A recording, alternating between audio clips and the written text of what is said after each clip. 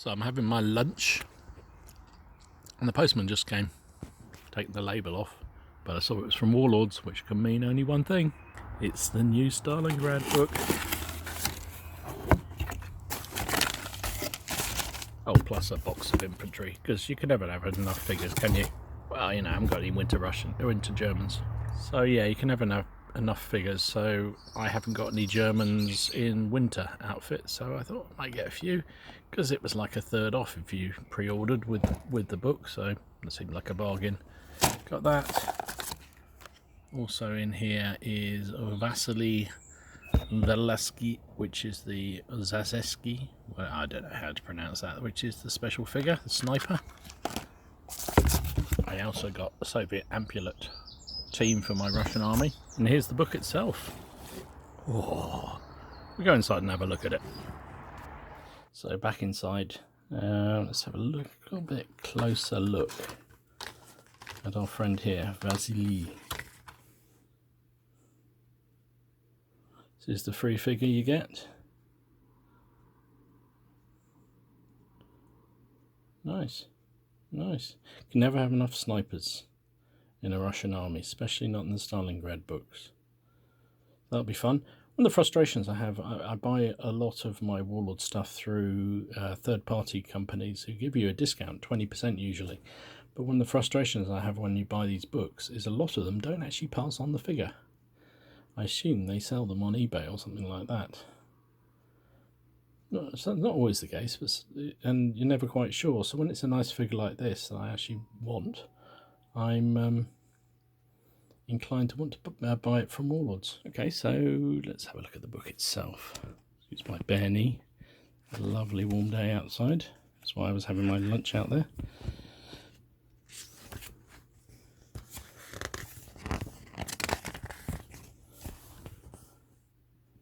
So looking at the book, you've got the usual high quality book here with all the history associated with this particular campaign.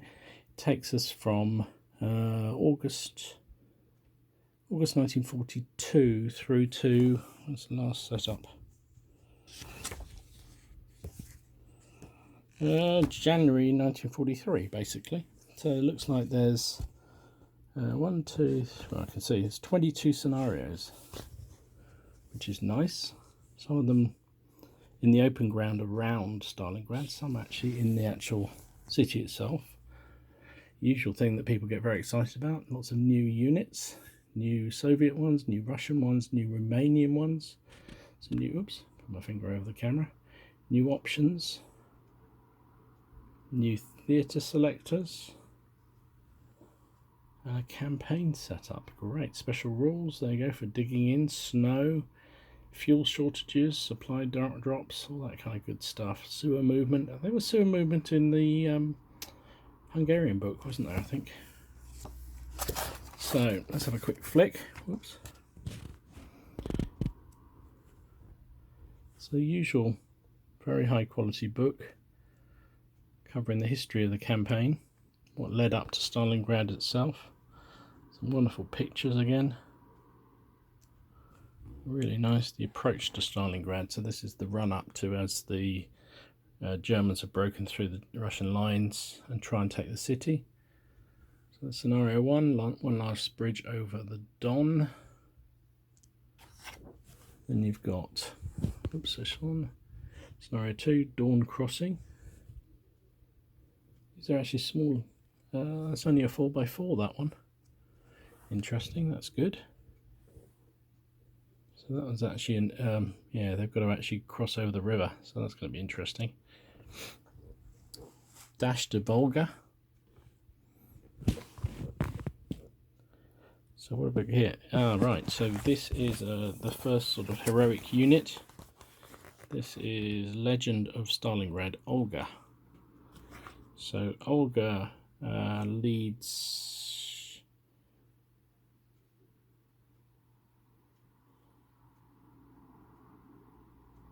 So it's amongst the thousands of ordinary civilians or citizens of Stalingrad who picked up a rifle and marched to confront the advancing Germans.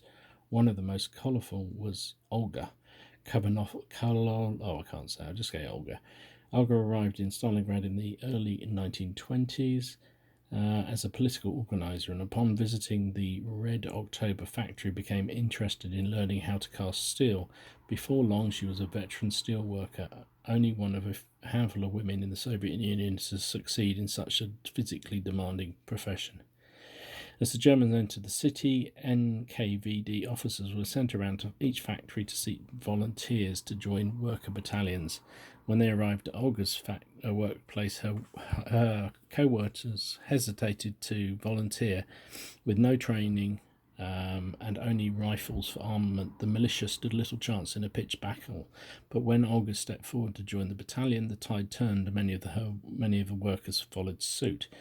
She was later seen on the battlefield barking encouragement to her fellow factory workers, her head adorned in a colourful bandana, and those who fought alongside her credited her with inspiring them to continue fighting. Alas, she was cut down by machine gun fire while leading her comrades in an advance on the enemy position. So you can have Olga's People's Squad, 45-point inexperienced 5-man group, or 5-woman group, the NCO who's Olga, and 4 inexperienced people with rifles. You can add up to 7 more at 6 points each, which can be unarmed, which are unarmed, and then if you want to give them rifles, it's another 3 points. The entire squad may have Molotov cocktails. Inspired followers. As long as Olga is present in the squad, the unit counts as fanatics. Nice. It's green. They're tank hunters if they're using the Molotovs. Unarmed men or women neither shoot or attack in close quarters. Their only value is as casualties. Oof, that's grim. So then we've got scenario 4 is do not retreat. So that is basically looks like it's a Russian counterattack, which brings in the fuel shortage rules. Germans are short of fuel. The Luftwaffe will drop supply canisters on the beleaguered 16th Panzer Divisions starting on turn 3. So basically that gives you a variable chance of affecting your troops, which is a nice option for the game. Then you've got this is the which is this one? This is scenario 5, which looks like another Russian. This is on the outskirts of Stalingrad, so it's the Russians trying to break through the German defenders. Again, nice quality, lovely pictures. This is the actual Stalingrad itself.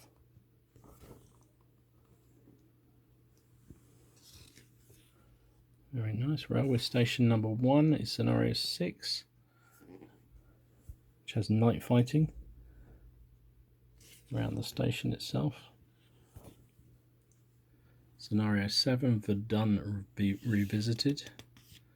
Another brutal battle by the look of it. Southern Stalingrad. Scenario 8 is the concrete monolith.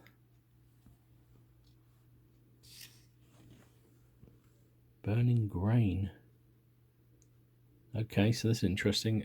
The grain within the elevator has caught fire and is bathing the battlefield in a layer of smoke. Every turn, place a 2-inch smoke marker from the northern end of the grain elevator. This follows the normal rules for smoke. Wow. Scenario 9, Dragon's Last Stand. So the Soviets are suffering from ammunition shortages, which is a special rule.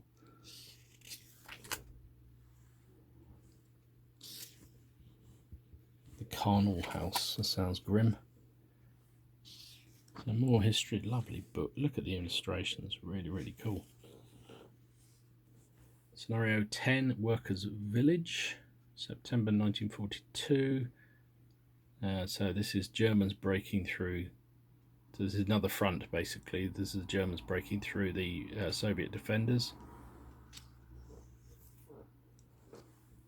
Sniper duel is scenario 11.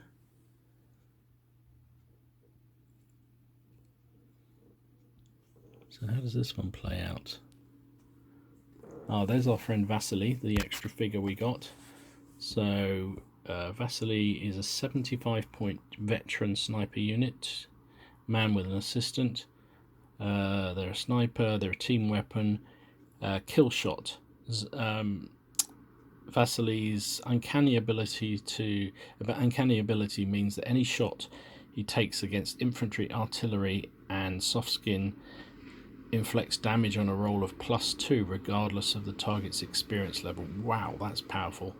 Hide and sting. In accordance with his doctrine, on the turn after using fire or ambush to shoot, he must be given a run or advance order and change positions on the battlefield. If he makes an advance move and doesn't shoot, then he can turn his die to an ambush. Okay, so he can move over, then just go into ambush. So that's very powerful indeed. And there's the German equivalent. This is the Master Sniper, Major Erwin Konings, who is similar points, 75 points for a veteran sniper. He's got counterfire. This sniper is adept at waiting till the enemy reveals themselves through movement or firing and quickly eliminates them. When given an ambush order, this unit may elect to open fire when enemy units within line of sight are given a fire order, as well as when enemy units advance or run, resolving the shooting of the enemy unit first, and then the Master Sniper may take his shot. He's also got Camouflage Expert, so he's adept at disguising his location, and when the Master Sniper team is given a down or ambush order, it also becomes hidden. Wow. I think in some ways that's more powerful than Vasily, but I suppose that ability to hit pretty much on anything. Pavlov's House is scenario 12. Again, all heavy, lots of heavy terrain. Again, lovely pictures. Factory district, awesome pictures. I really enjoy reading this. Scenario 13 is the factory assault. Excuse my chair creaking. It's not me getting that excited whilst the regular October Steel Factory. Scenario 14.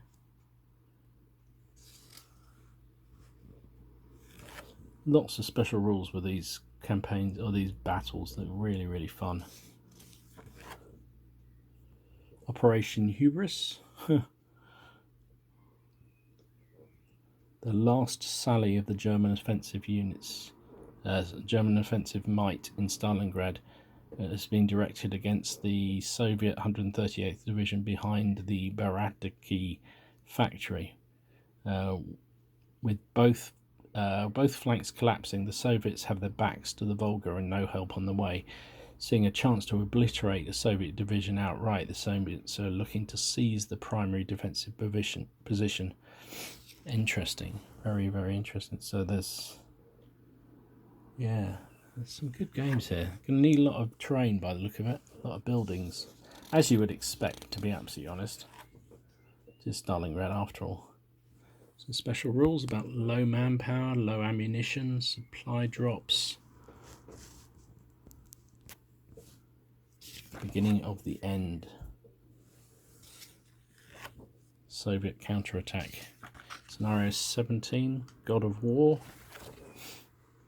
which is looks like the Germans trying to defend against Russians counterattacking from the outside of the city. Look at beautiful, beautiful pictures, as you expect with Warlord productions now. They're high quality books. Scenario 18, Collision Course, which is a battle that takes place in the fog and has confused engagement rules. I bet that's going to make it fun.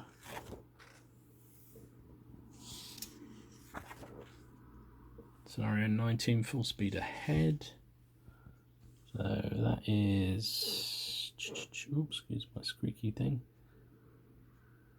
Yeah, so this is Russians attacking the Germans outside of Stalingrad.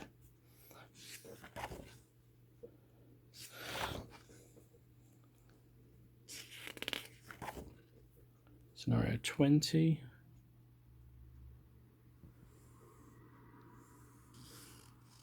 Very good. 21.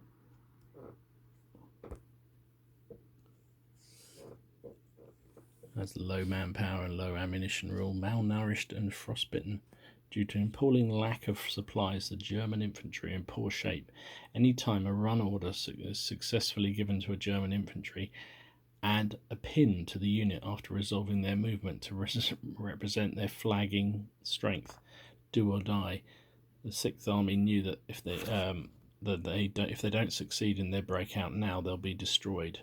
All infantry squads in the German platoon list may be upgraded to Fanatic for free. Wow. So that counteracts the malnourished thing, I guess. Operation Ring is scenario 22. So this brings in the Rally to the Colours order, which is a new unit we'll talk about in a minute. Very good.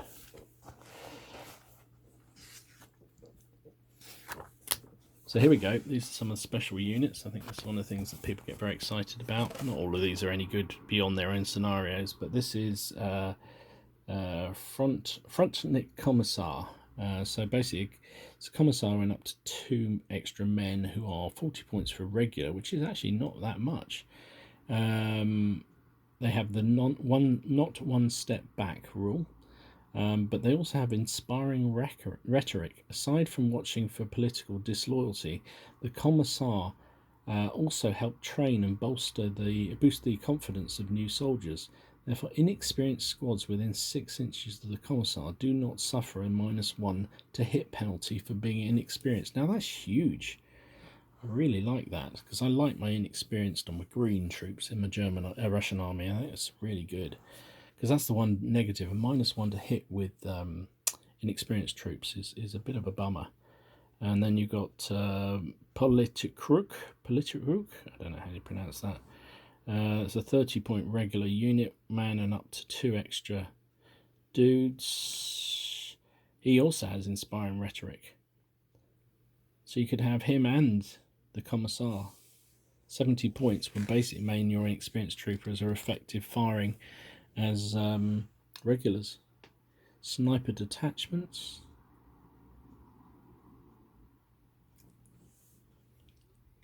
So this is basically a little unit. So an NCO and 4 men on a fire order decide whether all the models in the unit will fire their weapons normally, or the unit uses its sniper rifles. If you decide on the latter course, only the sniper rifle armed models can fire, and they must target the same enemy unit. Declare the models they are targeting before firing is resolved. This can be the same model or 2 separate models in the target unit. Wow.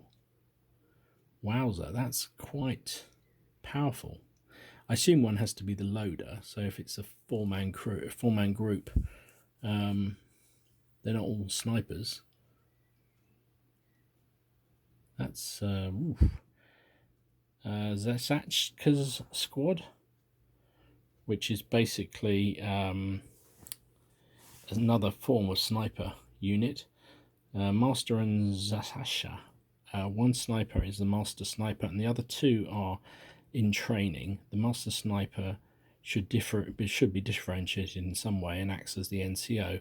If the master sniper is killed, the quality of the squad drops to inexperienced, as they no longer have the veteran to guide them. So normally they're regular. However, should both the inexperienced guys be removed from play, only the master sniper remains. His quality will be upgraded to veteran. Team spotting. On fire order, you can decide who will fire, the master sniper or the assistants. The other acts as spotter. Okay, so you could either fire.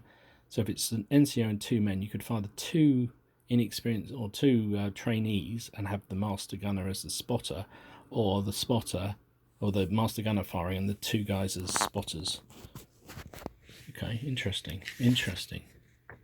Student officer unit, which are fanatics and tank killer, have tank killer option. Storm groups, armed to the teeth. Storm groups are generally equipped for close quarters combat. Aside from machine guns, submachine guns, they carry extra grenades, knives, and sharpened spades. Storm groups always precede their attacks with a hail of grenades. Whenever this unit initiates close combat with an enemy unit, the enemy cannot take advantage of defensive position rules. The Storm group always attacks first in any close quarter fights when they initiate it. Very nice. Tractor Factory T-34. So this is one that's just literally rolled off the production line. Has no optics, is hastily repaired, or even a factory work crew within it. So its inexperience has so its main gun range is reduced to 36 instead of normal 60. So hasty repaired, if that option is taken. Some knocked out T-34s were towed in to receive only the most rudimentary repairs and then were sent back out to fight. Whenever this vehicle would suffer superficial damage, it instead counts as full damage. Okay. Factory workers crew, if the option is taken. With a shortage of tank crews available, some factory crews climbed into the tanks they'd just built and drove them into battle themselves. Without the proper training, however, completing even simple maneuvers could be challenging. This unit must pass an order test to perform any action, even if it has no pins. Okay, so you've got to take one of those rules. So you have no optics, or hasty repair, or tank, or have the factory crew in it. But you get a tank, inexperienced tank, for 140 points, which is pretty cheap.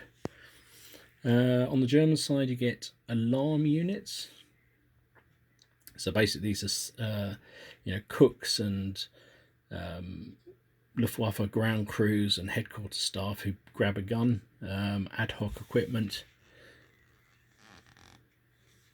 Before deployment begins, roll a d6 for each alarm unit, and consult the chart to see what weaponry has been scavenged.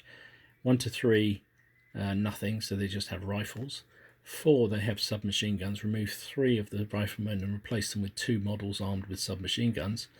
And then a 5 or a 6, they get a light machine gun. Interesting. They're inexperienced. And you've got Panzer Grenadier squads. So just motorised infantry. The Panzer Grenadier squad will re-roll any failed order test that is required to mount or dismount a transport vehicle. Okay, interesting. Jaeger squads. So they're mountaineers. So they again, they can have the option of being mountaineers, and then they treat rough ground as open ground. That's quite powerful. Oh, this will be a popular one, I'm sure. Croatian Legion. They have Croatian pride. They use all the German special rules, except that instead of intensive training army special rule, all Croat units have Croatian pride. When this unit passes men snap 2 action order, they remove 2 pins instead of 1. Okay, interesting. Useful. They're regulars. You've got the Storm Boot 39, which is basically a boat. You've got the Storm Boot 3M, which is a slightly bigger boat. And then you've got the Storm Boat 5.5M, which is even bigger still. Okay. Romanian extra tanks, you've got the R1 Tankette, which is a 60-point inexperienced, 75 regular turret it's basically got medium machine gun forward and forward facing hull, and also turret medium machine gun, which you can upgrade one of those to heavy if you want, but it's only got crew manning problems. Some extra rules messengers. So this is relaying orders. A lieutenant may upgrade one of his accompanying soldiers to be a messenger for 10 points. Captains and majors can upgrade up to 2 of their accompanying soldiers to messengers for 20 points each. If the officer is accompanied by a messenger and the unit is ordered to fire, the unit may use the relay order ability instead of firing their weapons. If they do so, the range of the officer's morale bonus and you men snap 2 action ability doubles for the remainder of the turn. So 12 inches for first or second lieutenant, 24 for a captain or a major. Nice. Preferred target. Messengers are conspicuous. Any enemy unit with ambush orders that can draw line of sight to a unit may choose to flip their dice to fire and resolve the shooting attack immediately against this unit if they have moved. One use. Running messages during a firefight is a dangerous and exhausting job. Each time an officer uses his relay orders ability, replace one of the messenger models with a standard infantry man. The messenger is spent and the ability can't be used again. Okay, so that's a sort of one-off thing, which is kind of nice. Got demo charges, which is interesting. Rifle grenade adapters. Some of the other armies have these already. They're kind of like the Japanese knee mortars. Soviets. So this is different units you can get. This is a Don Volga reinforced Russian platoon. I won't go through every single one of these, just show you that it's a Soviet cavalry troop. That one excites some people I know. Tank platoons.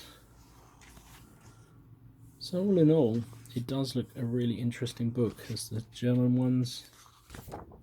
Oh my goodness, what's that? 235th Flame Tank Brigade. Oh my goodness. Yeesh. So there you go. There's the new book. Oh, special rules, constant bombardment, snow, digging in. There's the special rules about fuel shortages and supply drops. City fighting, utter bedlam. The rubble table. I think these look really fun. So sewers. I'm going to enjoy playing these when we get back to playing games soon enough. And there's a campaign. They've even included. So yeah, you can basically play linked games basically for a little mini campaign, which I love. There we go. Different scenarios that you play. And there's your tracker for the victory points you get in each of the campaigns. Oh, I'm going to enjoy that. That's going to be great fun. If only I knew somebody who had a Stalingrad board to play on. So there you go. There is the new Bolt Action Campaign Stalingrad book, and I am really, really excited. Hope you are too. If you are, let me know in the comments down below. And I hope you enjoyed this look through. It was going to be quick, but it wasn't that quick in the end because I got very excited. So hope you enjoyed looking at it the same way I did. If you did, give it a like and subscribe to the channel if you haven't already done so. And I will see you again soon. This is Dom signing out.